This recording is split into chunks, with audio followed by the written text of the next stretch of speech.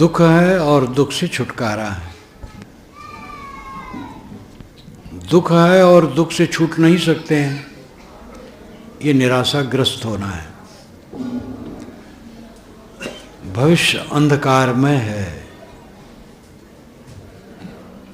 दुख नहीं छूटेगा, डूब जाऊंगा, ये निराशा की स्थिति है।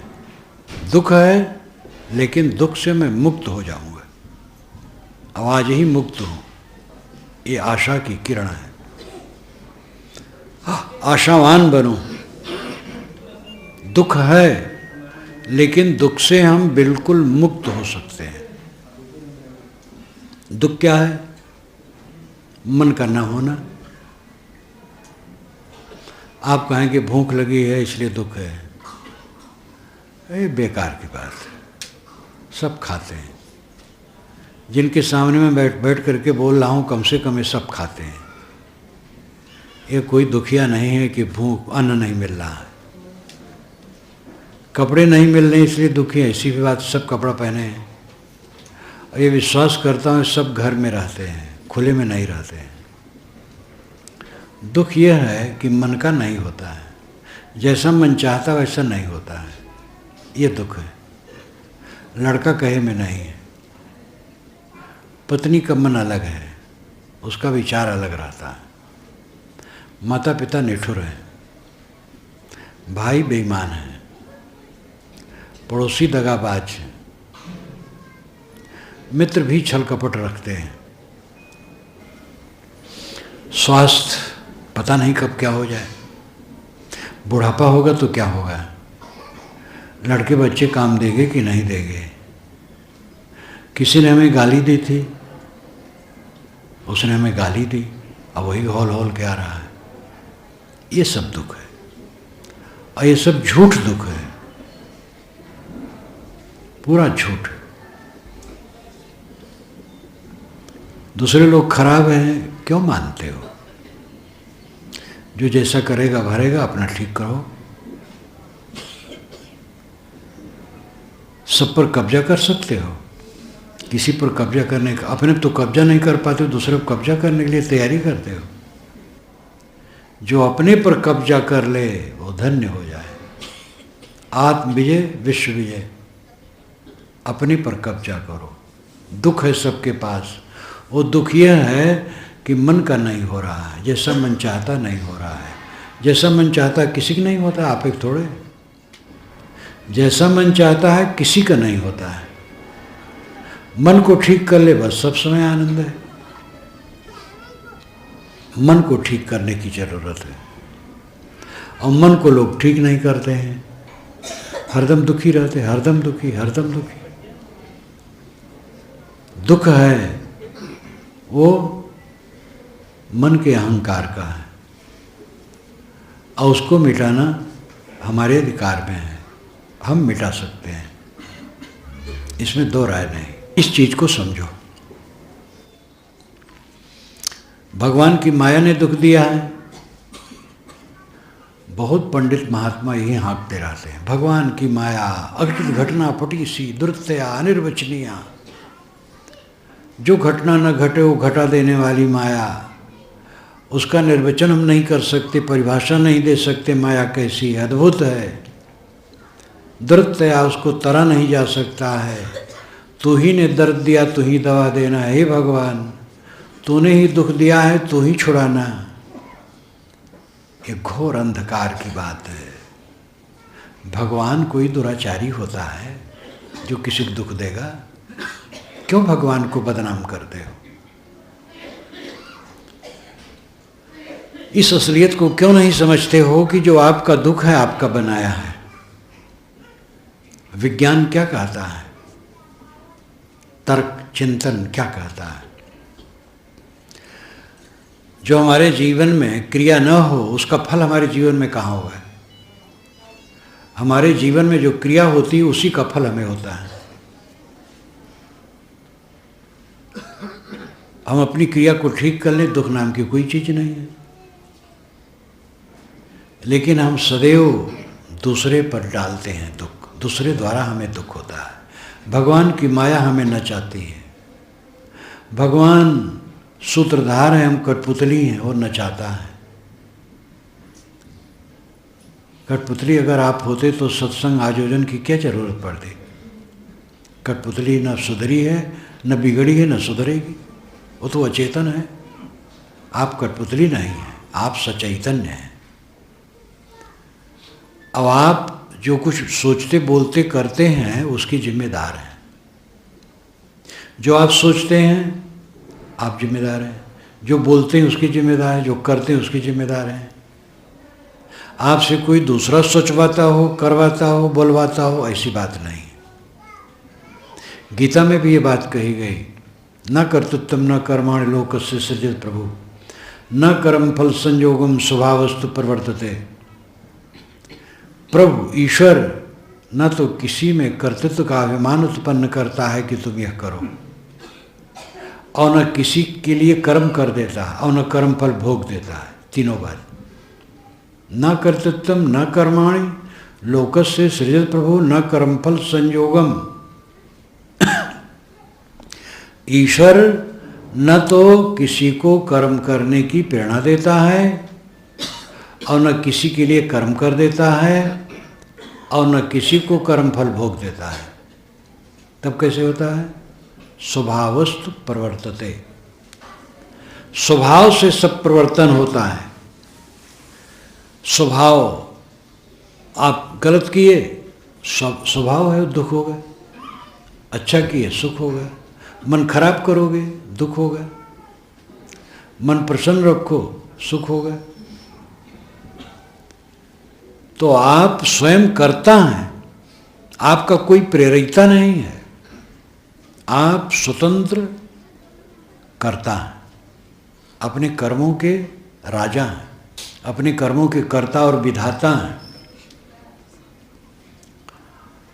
माया भगवान की नहीं है, माया हमारी है। तम्बाकू लोग खाते हैं तो भगवान खिलाता है कि लोग खाते हैं? बीड़ी पीते हैं लोग तो भगवान पिलाता है? उनकी गलती है, पीने वाले की गलती है। जितने दुष्कर्म हमारे जीवन में होते हैं वो हमारी त्रुटि है, कोई भगवान की माया नहीं, हमारी माया है। अपनी माया को हम समझें और उसको मिटाएं। धर्म के क्षेत्र में बड़ा बड़ा बवंडर है, घोर अंधविश्वास है, इतना जाल फैला है। कबीर साहब तो उनकी वाणी क्या कहा जाए। वे कहते हैं, नेरे न खोजें बतावें दूर, 24 बागुल रहलपुर, लख शहरी एक जीव, ताते पुकारे पीऊ पीऊ, अब की बार जो हो चुकाओ, काहें कबीर ताकि पूरी दाव। थोड़ी पंक्तियों में आप देखिए पूरा वेद शास्त्र सब कुछ है। नेरे न खोजें बतावें दूर, ये पंडित, ये महात्मा, ये मौलवी, ये पादरी, ये ज्ञानी जी, सब जितने धर्म गुरु हैं दूर बताते हैं। भगवान यहाँ थोड़े मिलेगा, बद्रीनाथ में मिलेगा। और बद्रीनाथ में जाओ तो पानी पाथर वहाँ भी, प्रयाग जाओ, काशी जाओ, द्वारिका जाओ, सब जगह पानी पाथर। परमात्मा कहीं नहीं मिलने वाला। जहाँ आप बैठे वहीं परमात्मा है, आपका आत्मा परमात्मा है। ये नहीं बताते हैं। तनिक भर कहीं बता भी दिए वाणी आई तो जोर नहीं देते हैं, जोर देते बाहर वाले पर, क्योंकि बाहर वाले में पुजाई है। कोई अंतर्मुख हो गया तो क्यों पूजेगा फिर किसी को? दलाल, जब हम भगवान के दलाल बनते हैं तब पूजे जाते हैं। और दलाल उसमें नहीं लगता तुम ही भगवान हो तो बिचौलिए की जरूरत कौन? इसलिए नाना मत के गुरु लोग बिचौलिया करने के लिए दलाल बनते हैं, भगवान से मिलाने के लिए। एक ढंग से दलाल होता भी है, दलाल से काम चलता है। वो दलाल सज्जन संत और सदगुरु हैं। वे समझते हैं, आचरण करते हैं और वे प्रेरणा देते हैं, वे बताते हैं। तो उनकी संगत में ठीक है, धोखाधड़ी नहीं होना चाहिए। भूले हैं लोग, खुद भूले हैं इसलिए भुलाते हैं। यही नहीं कि सब धोखा ही देते हैं, उनकी वैसी समझ ही है।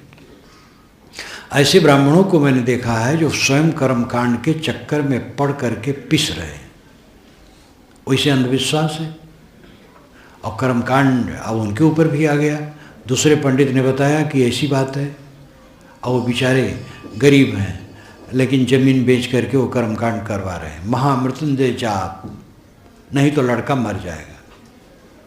एक घटना याद आई, अयोध्या से उत्तर, काफ़ी मैं वहाँ रहता था उस तरफ, अब तो कम रह पाता हूँ क्योंकि क्षेत्र चारों तरफ बहुत बढ़ गया है।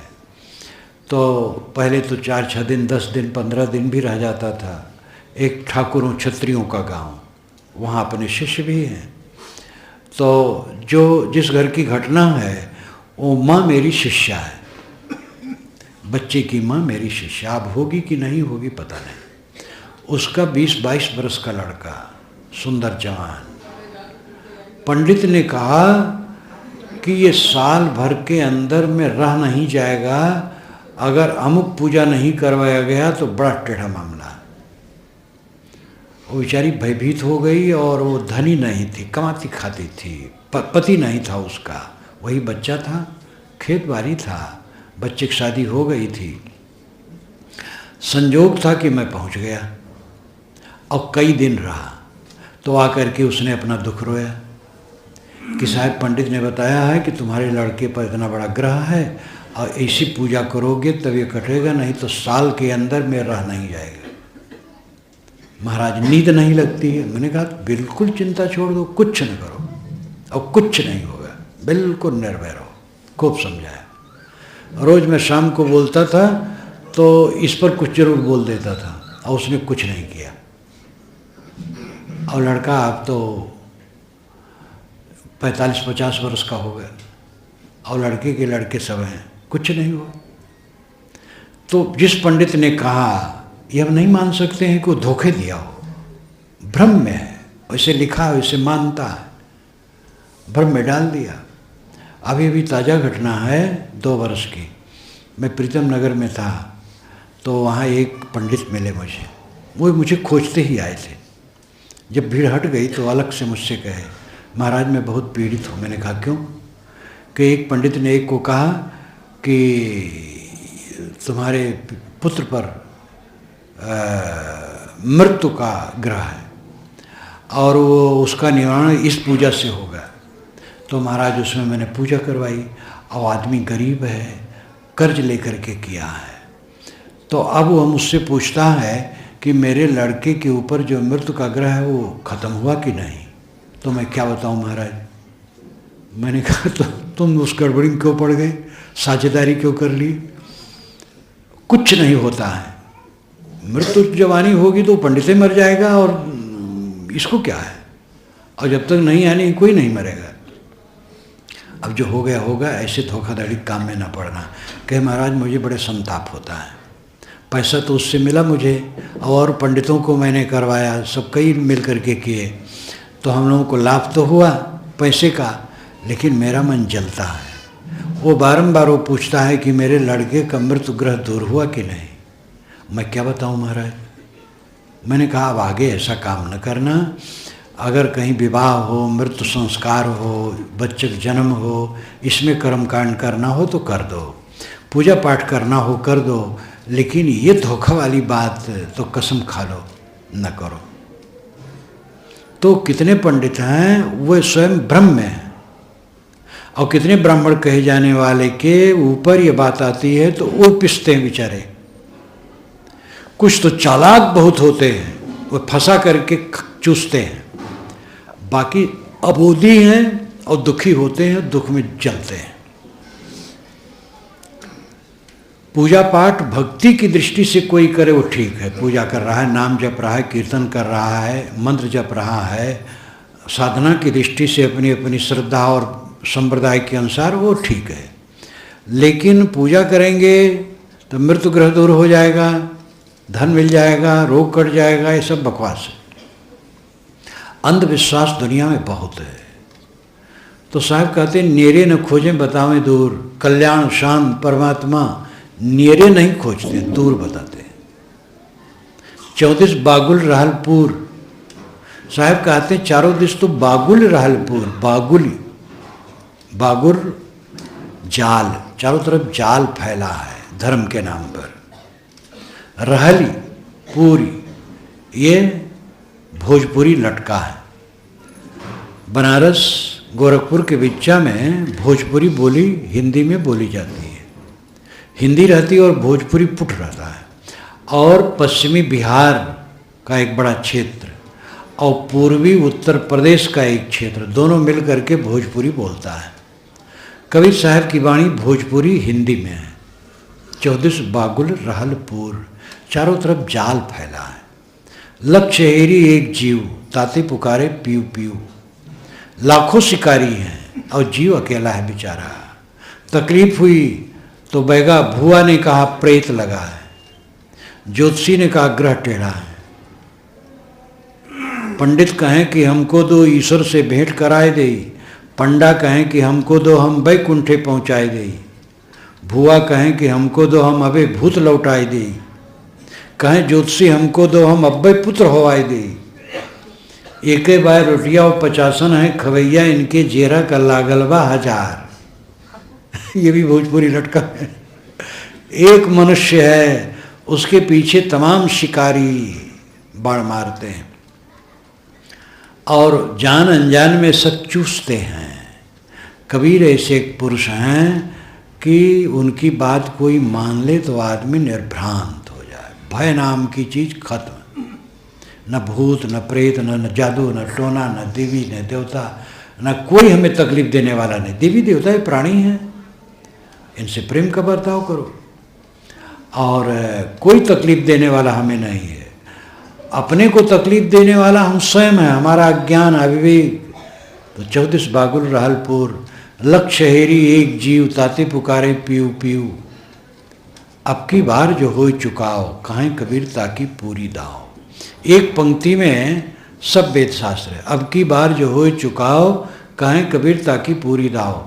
अब की बार आज इस जीवन में चुकाव कर दो तो पूरी दाव लग गई। चुकाव का मतलब है बेबाक कर देना। लगान लेने के लिए हमारे पास उससे संबंधित सरकारी आदमी आते थे, हम लगान दे नहीं पाते थे।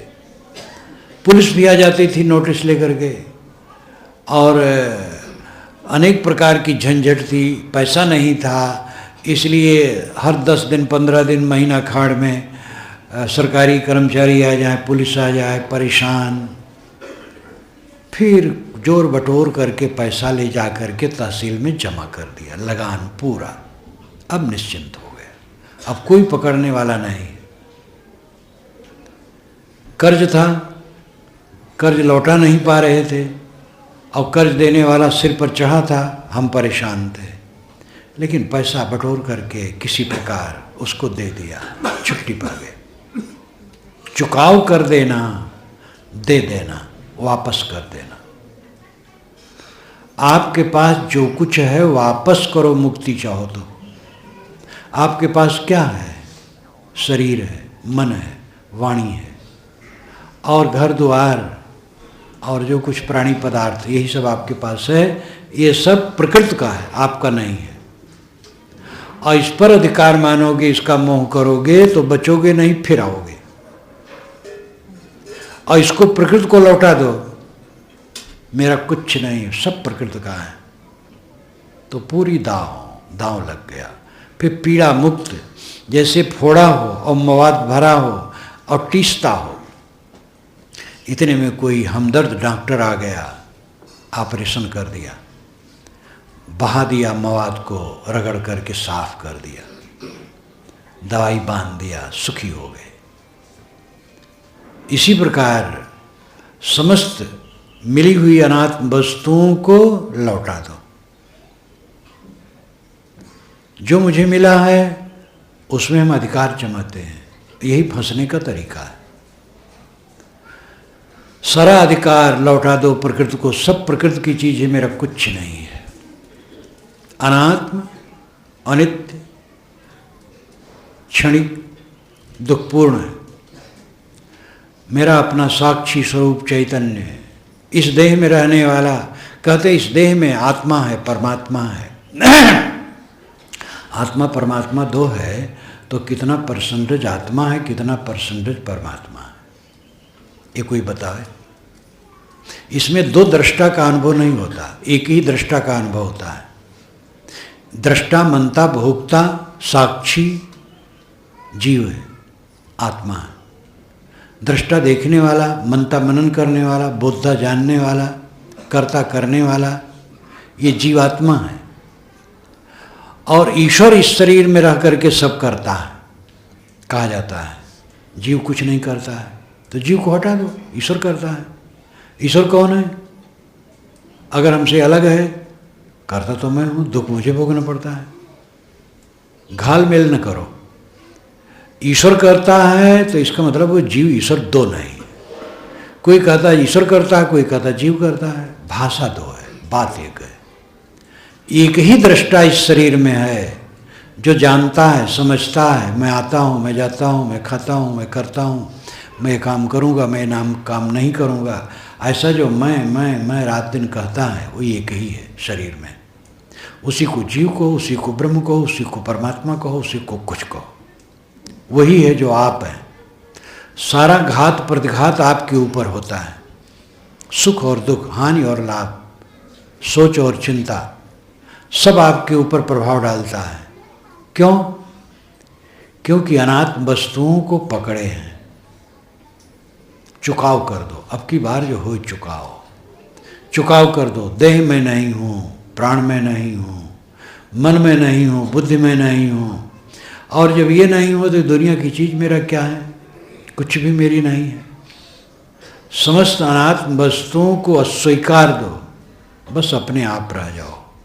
मुझ में से सींक जैसे निकाल ले, पकी इमली की छीमी में से जैसे बीज साफ निकाल ले, ऐसे अपने आप आत्मा को देह से निकाल लो विवेक द्वारा।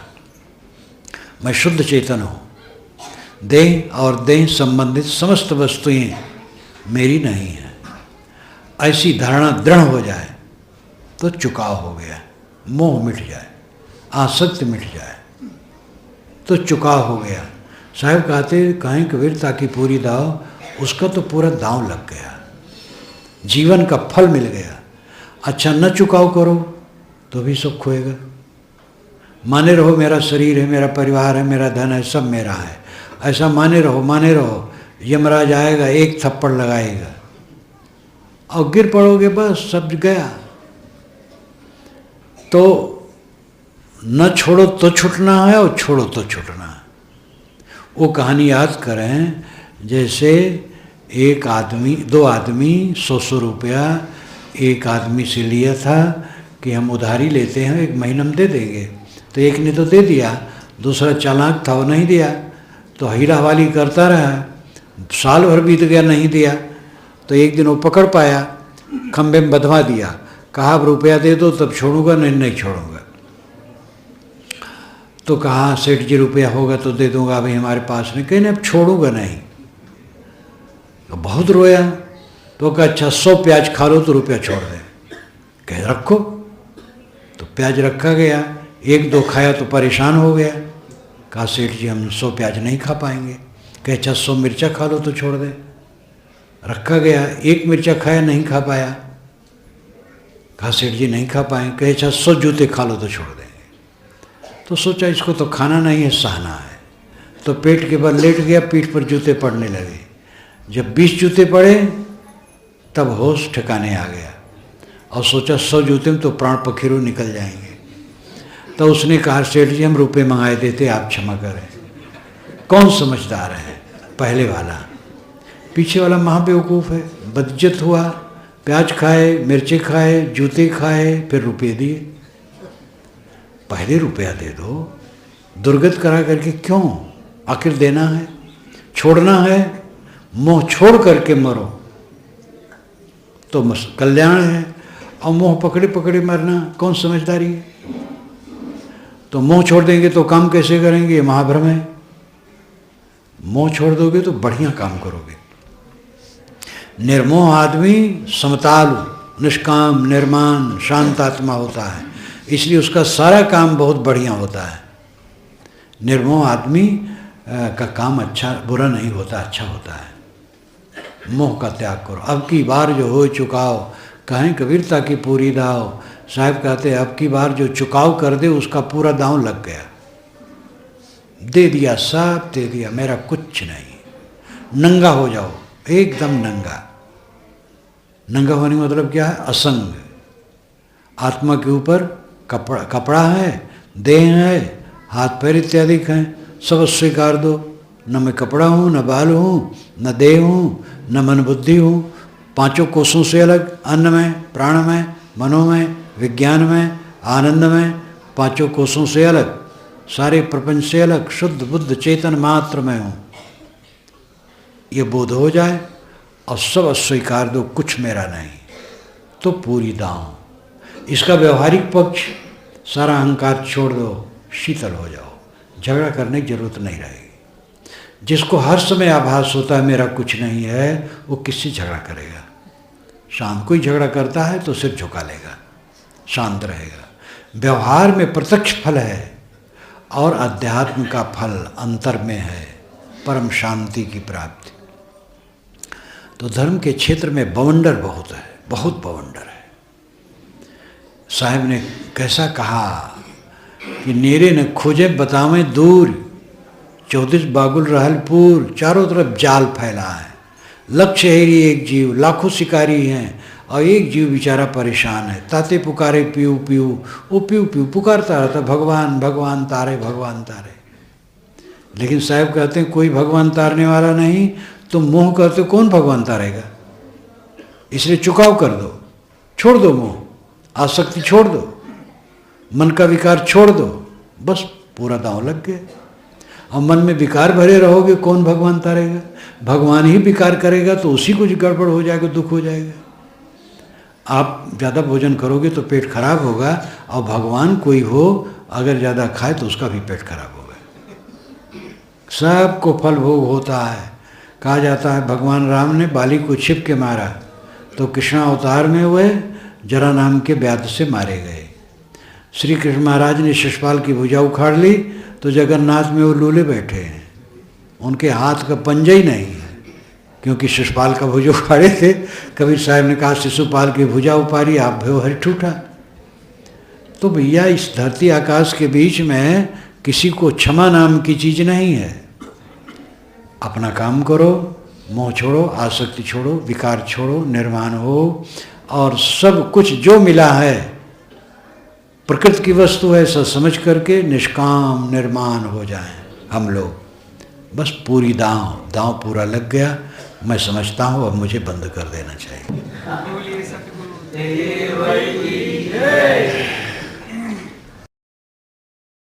हाँ, सूत्र आप मान सकते हैं। हम और आप इकट्ठे हैं, दोनों में समता तभी होगी जब हम अपना दोष देखें और आपका गुण, नहीं तो समता कभी नहीं हो सकती। और इसमें रोड़ा अहंकार है। हमारा अहंकार है कि हमारी बुद्धि शुद्ध है, तेज है, हमारा आचरण पवित्र है। जैसा मैं समझता हूँ कोई नहीं समझता है, जैसा मैं पवित्र हूँ कोई नहीं पवित्र है। ये अहंकार। पवित्र होते हुए भी जब ये आदमी समझे कि दूसरे की बुद्धि अच्छी है, हमारी नहीं, दूसरे का आचार अच्छा है, हमारा कुछ नहीं, विनम्र, उसका शुद्ध है तो शुद्ध कहीं चला थोड़े जाएगा। जो विनम्र है, पूरा निर्मल है, और ये मानता है सब हमसे अच्छे हैं, हम ही खराब हैं, खराब नहीं हो जाएगा, वो धोखे में नहीं है। लेकिन विनम्रता के लिए इसको स्वीकार लेता है, सब अच्छे हैं, खराब मैं हूं। उसको ताप हो ही नहीं सकता है। दुख कैसा? दुख तो हम खुद बनाते हैं। अहंकार हमारा, हम मानते हैं हम ठीक है और दूसरा बेठीक है, इसमें कलह बढ़ता है। ये भी है कि कोई बात हम बिल्कुल साफ समझते हैं कि हम ठीक है और दूसरा गलत जरूर है, होता है ऐसा। ऐसी बात नहीं कि नहीं है। किसी विषय में बिल्कुल ठीक हूँ, अगला आदमी ठीक नहीं है। लेकिन अगर हम अपने गुण का अहंकार करेंगे और उसके दोष पर कोप करेंगे तो समता नहीं होगी। संभाल के समता होगी। ज़्यादातर दुख इसीलिए बढ़ता है, अगले का दोष मानते हैं, अपना दोष नहीं देख पाते हैं। और प्राय कहाँ कला होता है? अपनों में, पति पत्नी में, पिता पुत्र में, भाई भाई में। जहाँ विवेक नहीं, गुरु शिष्य में भी, गुरु भाई में भी विवेक की कमी होगी, वो कहीं भी दोष उत्पन्न हो जाएगा। अपनों में ही कला होता है और उसमें मूल यही रहता है कि हम दूसरे के दोष को देखते हैं, अपना नहीं देख पाते। कई बातों में अपना दोष होता है, हम नहीं समझ पाते हैं और माने रहते हम ठीक समझ रहे हैं। दूसरा आदमी है, न भी समझे, गलत भी करे, तो भी उसको ऊपर उठाने के लिए सहयोग करने की जरूरत है। एक ऐसा स्टेज होता है जहाँ पर दूसरे को ऊपर नहीं उठाया जा सकता है।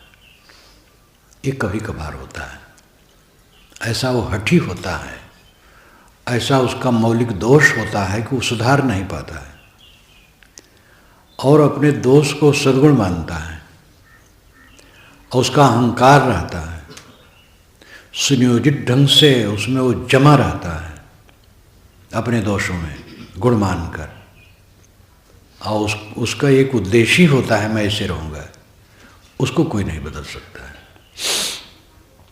तो उससे विवेकियों ने उपेक्षा भाव रखना मना बताया है।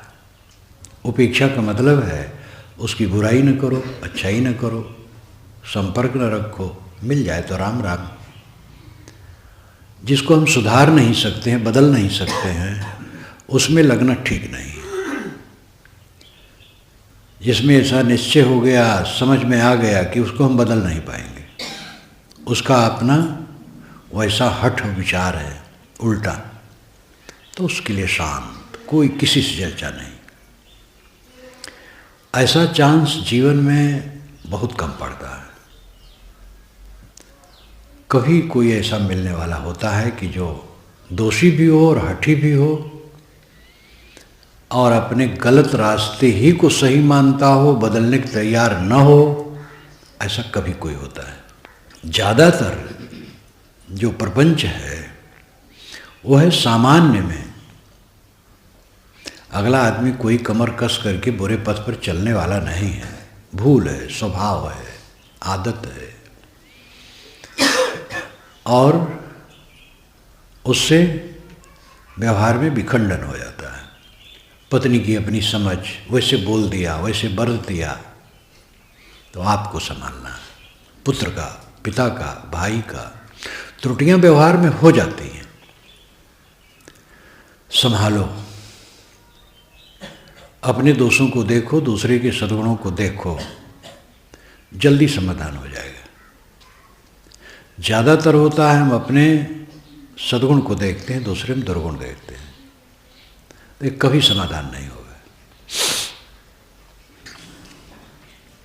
और ऐसी समस्या है कि घर घर है और घट घट है, विचारों की भिन्नता बनी रहती है। बलराम यादवों की सभा चल रही थी द्वारिका में,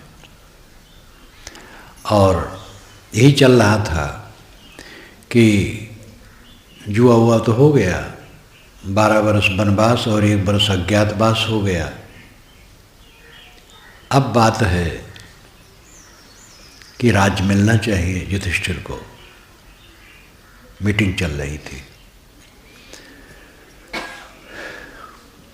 कोई कुछ अपना अपना विचार कह रहा था।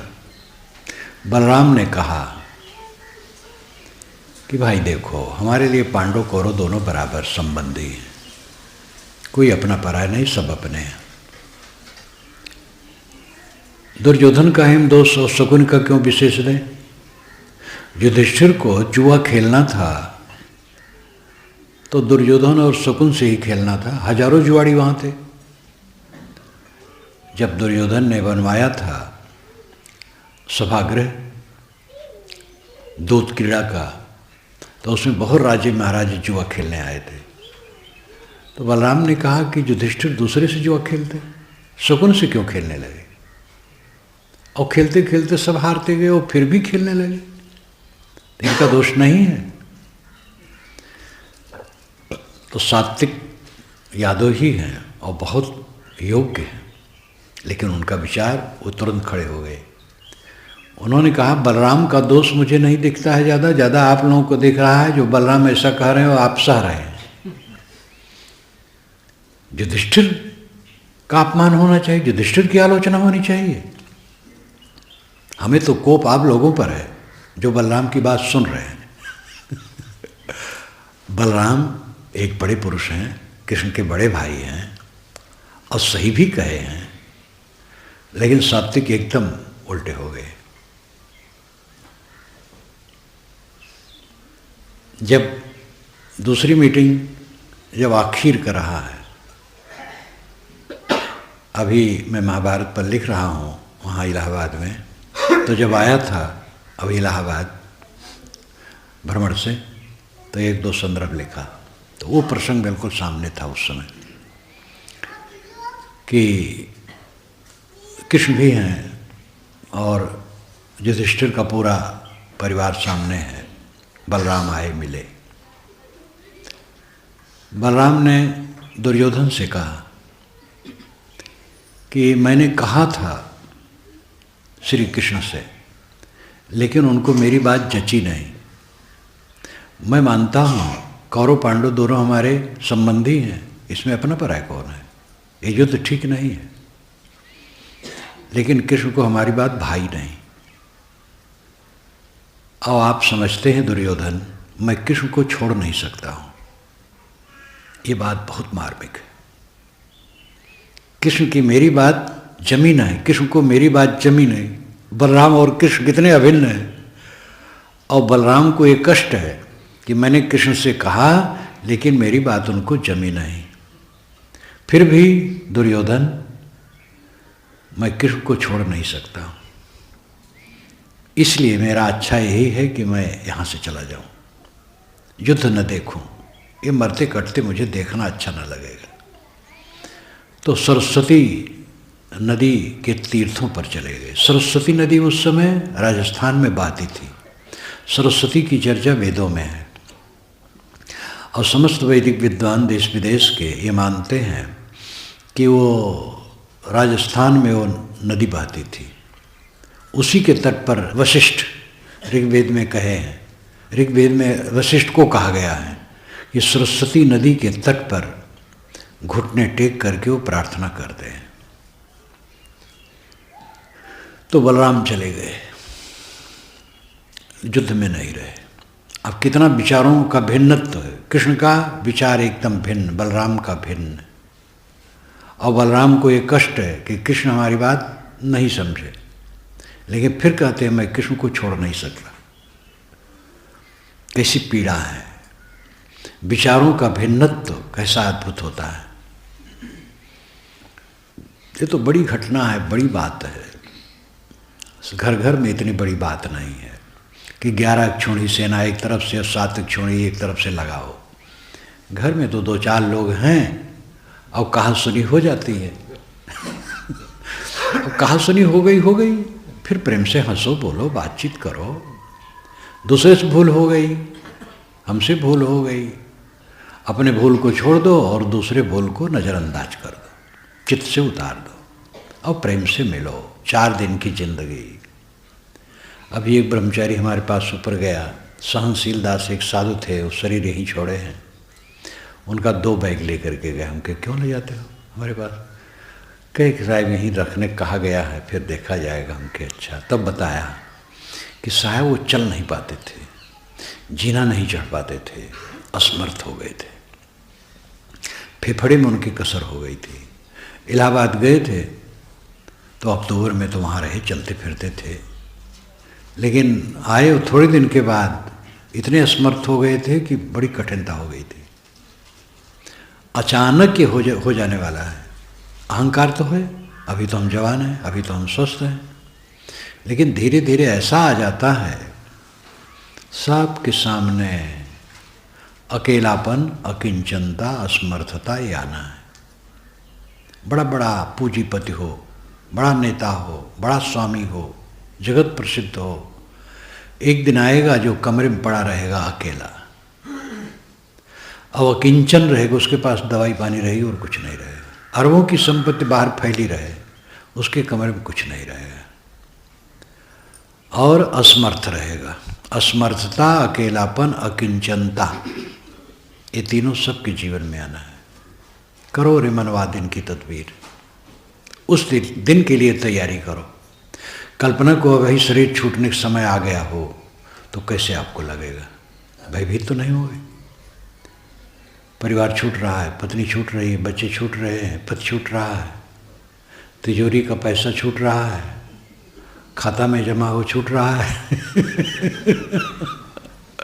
दिमाग घूम रहा है, ये कैसा नरक है। जगत को जीत करके जियो। कृष्ण महाराज के विषय में घोरांग्रस ने उपदेश दिया है छांदोग्य उपनिषद में कि ऐसा निर्लेप होकर के खाओ लेकिन आसक्ति नहीं, काम करो लेकिन आसक्ति नहीं। घोरांग्रस का उपदेश जो कृष्ण को है वही कृष्ण के जीवन में जगह जगह परिलक्षित होता है कि उनकी बंसी सदैव बजती रही। इतना बड़ा बड़ा युद्ध उन्होंने देखा और उसमें स्वयं सम्मिलित रहे। यादवों का विनाश हुआ, घोर, घर में 10-5 लोग हों और 2-3 मर जाएं और मार डाले जाएं तो आपकी दशा क्या होगी, क्या दिमाग खराब हो जाएगा। और इतने यादवों का विनाश हुआ और पेड़ के नीचे बैठे तपस्या कर रहे हैं, उनकी बंसी सदैव बजती रही। कृष्ण निर्लय, राम रोते हैं, कृष्ण कहीं नहीं रोते हैं। वाल्मीकि रामायण देखो, राम रोते हैं, जगह जगह बेचारे दुखी होते हैं कृष्ण सदैव हंसते रहते हैं, कहीं दुखी होते ही नहीं। अद्भुत है, अद्भुत पुरुष है।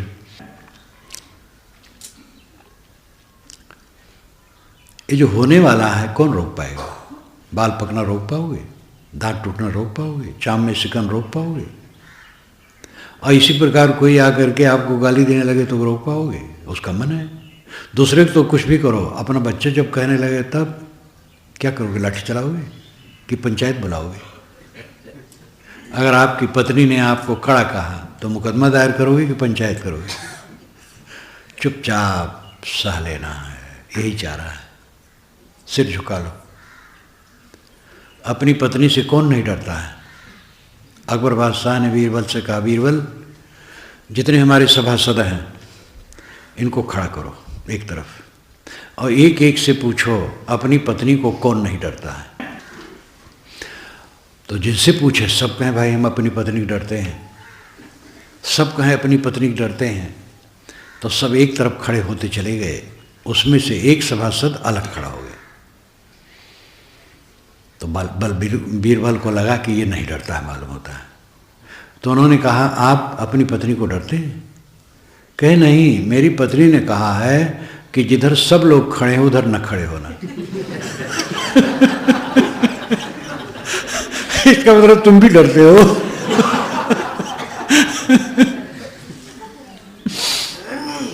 तो भाई ये देवियों से डरना पड़ेगा आप लोगों को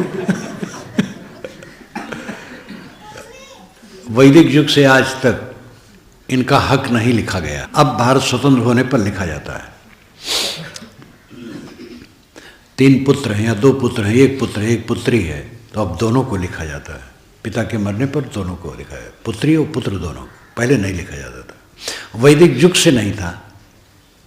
वेद में भी लिखा है कि लड़कियों को उनका विवाह करके श्रृंगारित कर दिया जाए, माने श्रृंगार गहना वहना दे दिया जाए। दहेज दिया जाता था, दहेज मांगा नहीं जाता था। वेदों में कहीं नहीं पता लगा है कि दहेज मांगा गया है, लेकिन दिया जाता था। और दहेज होता था लड़की के लिए।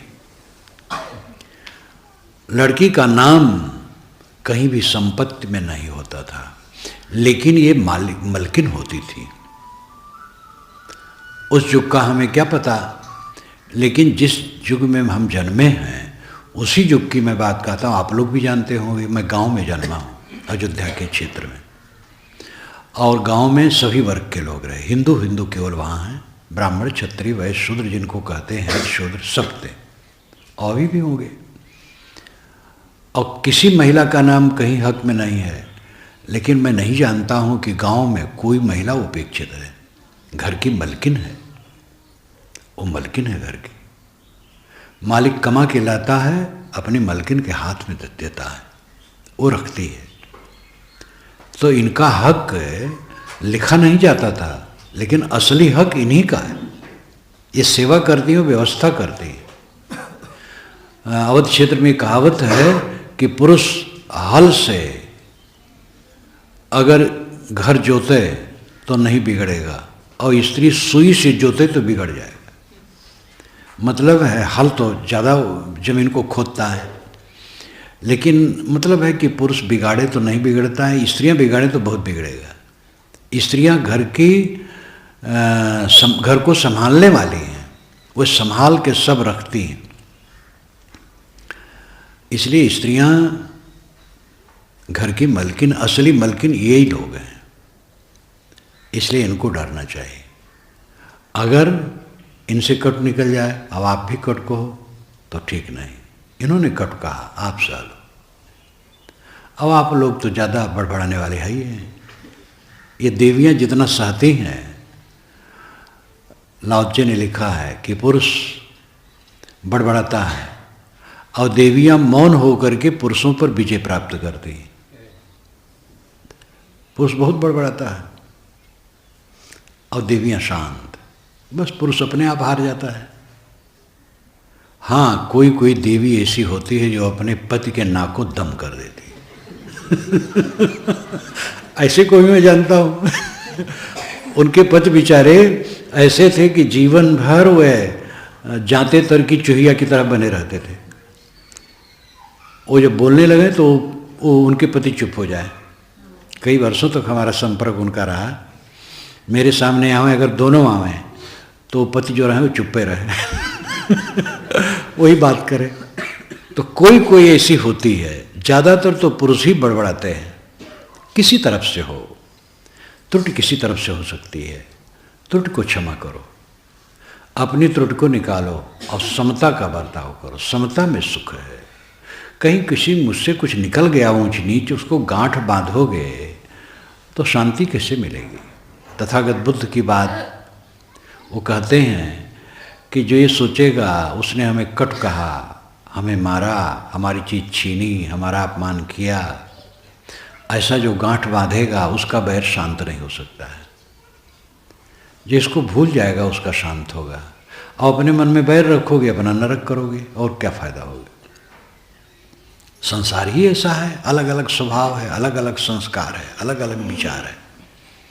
ऐसे विषमता भरे संसार में सहनशीलता और समता का बर्ताव न करोगे तो सुखी कभी नहीं रहोगे। इसलिए व्यवहार में समता, सहनशीलता, विनम्रता की बड़ी आवश्यकता है। अंतिम बात है, सारी चमक दमक भूसी है। हमारा मन कहाँ खींचता है? चमक दमक में। और ये चमक दमक बहुत क्षणिक है। जिस चमक दमक में पड़ करके कुकर्म होता है, किसी स्त्री में खिंच करके पुरुष बह गया, किसी पुरुष में खिंच करके स्त्री बह गई और अनैतिक काम हुआ, वो पुरुष और स्त्री कब तक सुंदर रहते हैं? थोड़े दिन में बिलबिलाते हैं, थोड़े दिन में मन बदलता है, तन बदलता है, पीछे पश्चाताप किसी और कुछ नहीं होता है। सारी चमक दमक के अंदर में भूसी है। चमक दमक में फंस करके सबका नरक हो रहा है। व्यभिचार, हत्या, चोरी, गबन, भाई के हक का अपहरण, धीरे धीरे भाई के हक को मारना। 2-3 भाई हैं, एक भाई चालाक है, और सार्वजनिक धन को, परिवार के सार्वजनिक धन को धीरे धीरे चुरा करके अलग रखता अपने बच्चों के लिए। ये महापाप है। आपका बच्चा, आपके भाई का बच्चा, सब बराबर है। ऐसा पाप कभी कोई न करे। सबकी सेवा हो और जब बंटवारा हो तो बांट दिया जाए बराबर बराबर। बड़ा भाई अपना जेठांसी न मांगे। जेठांसी का प्रचलन था, यहाँ भी रहा होगा या ना होगा, अवध क्षेत्र में रहा। खेतों में किसानों का धन तो खेत है, तो बंटवारा हुआ सब खेत का, लेकिन कोई खेत बड़े भाई को दिया गया अतिरिक्त, तो उसको कहा जेठांसी में मिला है, जेठ का अंश। ऐसा पहले होता था। खुशी से भाई लोग जेठ को कुछ दे दें। जेठ को स्वयं कहना चाहिए हमें कुछ ज़्यादा नहीं चाहिए, बराबर करो। और ये समझ लो, आप अपने बच्चों के लिए जितना छोड़ते हैं उसी से बच्चे नहीं पलते हैं। बच्चों की अपनी तकदीर, अपना कर्म, अपनी सूझबूझ के अनुसार उनका कम ज़्यादा हो जाएगा। 4 लड़के हैं, 4-4 लाख रुपया बांट दिए सबको। कुछ दिन में देखोगे किसी के 4 का 2 रह गया, 1 रह गया, पूरा साफ कर दिया। किसी के 4 का 8 हो गया, मेहनत किया, समझदारी रही। तो जितना हम धन पाते हैं बंटवारा में, केवल वही हमारी पूंजी नहीं बनती। हमारी असली पूंजी तो अपना परिश्रम, समझदारी है। इसलिए भाई के बच्चे का हक कभी न मारे। घर की संपत्ति को ट्रस्ट समझे, सब मिलकर के काम करें, जो उपज हो, पैदा हो, ट्रस्ट के रूप में रखें, सब खाएं पिएं, और बराबर, उसमें भेदभाव न हो। ये भेदभाव होने से फिर नरक होता है, परिवार का कलह होता है। चमक दमक में भूल करके सब जीव दुखी है, और सारी चमक दमक क्षणिक है। देखत सोना लगे सकल जग कांच है, अरे हाँ पलटू जीवन कहिए झूठ तो मरना सांच है। देखने में सोना लगता, लेकिन सारा संसार कांच है। जीवन झूठ है, मरना पक्का है। मरने से कोई शरीर बच नहीं सकता। लेकिन जिसको आत्मज्ञान हो गया, मरना कहाँ है, मृत्यु है ही नहीं। शरीर की मृत्यु है, मैं शरीर नहीं हूँ। सांस आती जाती है, जो आत्मा शांत है, तृप्त है, आती जाती, सांस रुक जाएगी, बस खत्म। सांस रुकने में हमारा नुकसान क्या है? जब तक सांस चलती है, शरीर धारण करके उपद्रव ही तो है। सुबह से शाम तक उपद्रव। जब सोए थे रात में, बड़े आनंद में रहे, नींद खुली, टट्टी पेशाब तो जाने पड़ेगा, टट्टी पेशाब के दर्शन करना पड़ेगा, धोना, पखारना, साफ करना, और फिर दिन भर का व्यवहार चला, और उसी में राग द्वेष, हानि लाभ, दुनिया भर का प्रपंच सामने आया। तो क्या फायदा है शरीर धारण करके? शरीर में रह करके क्या होगा? सांस टूट गया तो क्या नुकसान हो गया? लेकिन जब बोध हो कि मैं शरीर नहीं हूँ, मैं आत्मा हूँ, आत्मा का विनाश नहीं है, आत्मा नित्य है, जो अपने आत्मा में शांत है, सांस आती जाती है, सांस रुक गई, क्या हमारा नुकसान हुआ? मैं तो सुखी हूँ। सांस चलती थी तब भी शांत, सांस रुक गई तब भी शांत। भय उसको है ही नहीं। इसलिए मृत्यु नाम की कोई चीज नहीं है, मृत्यु है ही नहीं। मृत्यु एक धोखा है। क्या मृत्यु? लेकिन देहाभिमान में चिपका रहो तो मृत्यु से भयभीत रहोगे। देहाभिमान छोड़ देने वाला, अमर अविनाशी आत्मा में रमण करने वाला, उसको मृत्यु नाम की कोई चीज नहीं है। जितने संकल्प विकल्प मन के होते हैं, हमारे अहंकार की उपज है। हमारा अहंकार, इसलिए संकल्प विकल्प। सोचना, मरी मरी बात दिमाग में लाना। किसी ने हमें कुछ कह दिया था, अब उसको लेकर के दिमाग खराब है। हमने कुछ कह दिया था, उसका चोट हो रहा है, उससे खराब है। अपने से गलती हुई, उसको छोड़ दो, अब गलती नहीं करेंगे। दूसरे से हमारे प्रति गलती हुई, बिल्कुल भूल जाओ, बस मन शीतल। हमारे अहंकार के कारण संकल्प विकल्प की बाढ़ आती है। चित्त में जो संकल्प विकल्प की बाढ़ है, आदमी करवट बदलता है और सोच रहा है, मरी मरी बात सब सोच रहा है, नींद नहीं आ रही है, उचाट हो गया है। ये हमारे अहंकार का परिणाम है। हमसे गलती हुई, भूल जाएं, नम्र हो जाएं, नहीं गलती करेंगे। दूसरे से गलती हुई, पूरा क्षमा कर दें, प्रेम का व्यवहार करें, बस कलेश खत्म है। मन का जो संकल्प विकल्प है, मन का जो सोचना है बवंडर, ये दुखदायी है। संत जन इसीलिए साधना बताते हैं, ध्यान करो, चिंतन करो, ज्ञान के ग्रंथ पढ़ो, मनन करो और राग को काटो, आसक्ति को काटो और चित्त ऐसा हो जाए निर्मल, निष्काम, निर्माण कि उसमें हलचल रहे ही ना, उद्वेग रहे ही ना। जीवन में सबसे बड़ी उपलब्धि है शांति। शांति के समान कुछ सुख नहीं है। अपने अहंकार को छोड़ने से शांति मिलेगी, नहीं तो नहीं मिलेगी। ये बहानेबाजी, दूसरे के नाते हम दुखी हैं, दूसरे तो उपस्थित ही रहेंगे, हमें बुरा कहने वाले बहुत लोग हैं, पहले रहे, आज है, आगे रहेंगे, अस्तुत करने वाले भी रहेंगे।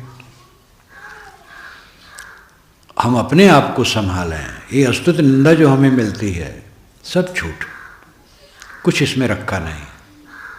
अपने मन को शुद्ध करो, अंदर से मजबूत रहो, राग नहीं, द्वेष नहीं, ईर्ष्या नहीं, क्रोध नहीं, वैमनस्य नहीं, किसी के लिए कलह नहीं, किसी के लिए वैरभाव नहीं, विनम्र मन, निर्मल मन, ये शांति का सागर मन है। जब निर्मल और विनम्र मन हो गया तो शांति का सागर हो गया। इसी में सच्चा सुख है, ये प्राप्त करना चाहिए। मकान दुकान सजाने की तो सबको चेष्टा है, सजाना चाहिए भी, काम करना है, लेकिन जोर से उसी में लोग लग जाते हैं, दूसरे पक्ष पर ध्यान नहीं देते हैं। क्यों कमाते हैं? खाने के लिए। क्यों खाते हैं? जीने के लिए। क्यों जीते हैं? इसका पता नहीं। कमाओ खाने के लिए, खाओ जीने के लिए, और जियो सब समय सुखी रहने के लिए। जब तक जियो हर समय सुखी रहो, क्लेश मन में न रहे। ये पैसा बटोरने से नहीं होगा, कितना पैसा बटोर लो, मन क्लेश रहित नहीं होगा। कितना विद्वान हो जाओ, मन क्लेश रहित नहीं होगा। मन क्लेश रहित होगा जब निर्माण और निष्काम हो जाओगे। अहंकार छोड़ दें, मन का मैल हटा दें, निर्मल मन, सरल मन, तब गहरी शांति, परम सुख, परमानंद। सद्गुरु कबीर ने कहा है, जब लग दिल पर दिल नहीं तब लग सब सुख ना है। जब तक दिल पर दिल न होगा सब सुख नहीं होगा। सब सुख का मतलब पूरा सुख। भूख लगी है, भोजन मिल गया, थोड़ा सुख मिल गया। प्यास लगी है, पानी मिल गया, थोड़ा सुख मिल गया। कोई आकर के प्रशंसा कर दिया, थोड़ा सुख मिल गया। ऐसा सुख मिलता रहता है, और इसके विपक्ष में दुख भी मिलता रहता है। सब सुख है निश्चिंतता का सुख, शांति का सुख, जो अखंड है, अनंत है। और तब होगा जब दिल पर दिल रहे, दिल बहे ना। हमारा दिल बहता रहता है, किसी चिकनी चमड़ी देखे बह गया, किसी मकान देखे बह गया, किसी गाड़ी देखे बह गया, किसी की प्रतिष्ठा देखे बह गया, ऐसे मेरे होता। ये सब हमारी दयनीय दशा है, ये हमारी मूर्खता है, हमारा अज्ञान है, घोर अविवेक है। जहाँ तक चमक दमक है सब में भूसी है, तत्काल पता नहीं लगता है, समय आने पर पता लगता है, जब समय बीत गया रहता है। सारी चमक दमक में अंत में भूसी है। यह बोध जिसको रहता है वो कहीं आकर्षित नहीं होता है। कहीं आकर्षित न होने से उसका मन निर्मल रहता है, शांत रहता है, शीतल रहता है। इस अवस्था को प्राप्त करना चाहिए। तो पहली बात पूर्व प्रवक्ता के सूत्र से मैंने उठाया था, अपने दोष को देखो, दूसरे के गुणों को, तो समता होगी। और इसकी बड़ी ज़रूरत है जहाँ आप रह रहे हो। हम लोग चाहे यहाँ समाज में हैं, आप लोग परिवार में हैं, हर जगह तो आत्मिक स्वभाव अलग है। अब वहाँ समता से न जियोगे तो सुख कैसे होगा? उन्हीं से काम लेना है, उन्हीं की सेवा करनी है, और वहीं कलह करोगे तो कैसे बनेगा? इसलिए अपने दोषों को देखो, निकालो, और दूसरे के सद्गुणों को देखो। और अंतिम बात शांति है, और उसके लिए संसार की सच्चाई को देखो। संसार खोखला है, इसके अंदर में भूसी है, बाहर चिकना चिकना, अंदर में भूसी है। बड़ी बड़ी उपलब्धियों के हो जाने के बाद तब उससे निराशा होती है। एक युवक ने हमें फ़ोन किया था कुछ दिन पहले, महीना खाड़ पहले, छत्तीसगढ़ से फ़ोन आया था कि साहब, जिस चीज़ के लिए मैं आकर्षित हूँ, जब वो चीज़ मिल जाती है तब पीछे बड़ी निराशा होती है, लगता है कि इसमें तो कुछ नहीं धरा है। हमको यही तो जब पहले समझ जाए तो वो पाप नहीं करेगा। मैं अपने जीवन में देखूं, सब लोग अपने जीवन में देखें, जिन जिन चीज़ों के लिए हम आकर्षित हुए हैं, पीछे से उसी से विकर्षण हुआ है, चित्त हटा है कि इसमें मालटाल नहीं है। मालटाल अपने में है। अपना मन जितना विनम्र होगा, शांत होगा, निष्काम होगा, संतुलित होगा, शांति मिलेगी, वही अखंड खजाना है। इसको प्राप्त करो। आप लोगों के प्रति शुभकामना करते हुए मैं अपनी वाणी को विराम देता हूँ।